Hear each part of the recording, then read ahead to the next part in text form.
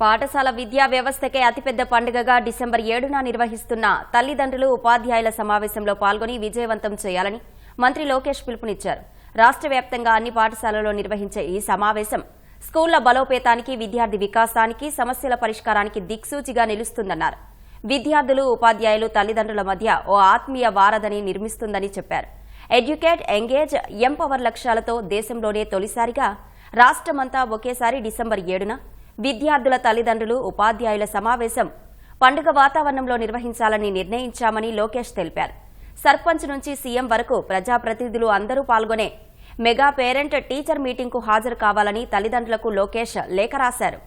ఈ సమావేశం ద్వారా పిల్లల చదువు, ప్రవర్తన, క్రమశిక్షణను తల్లిదండ్రులు తెలుసుకోవచ్చన్నారు. విద్యా వ్యవస్థను రాజకీయాలకు దూరంగా ఉంచడం, విద్య నేర్చుకునే పిల్లలు, వారి తల్లిదండ్రులను పాఠశాలలకు దగ్గర చేయడం అనేది మన ప్రభుత్వం లక్ష్యమని లోకేష్ స్పష్టం చేశారు.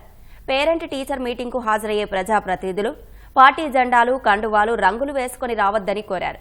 పాఠశాలలకు విరాళాలిచ్చిన దాతలు, పాఠశాలల అభివృద్ధికి దోహదపడే పూర్వ విద్యార్థులు, స్వచ్ఛంద సేవా సంస్థలు కూడా డిసెంబర్ 7న జరిగే పేరెంట్ టీచర్ మీటింగ్లో భాగం కావాలని లోకేష్ పిలుపునిచ్చారు.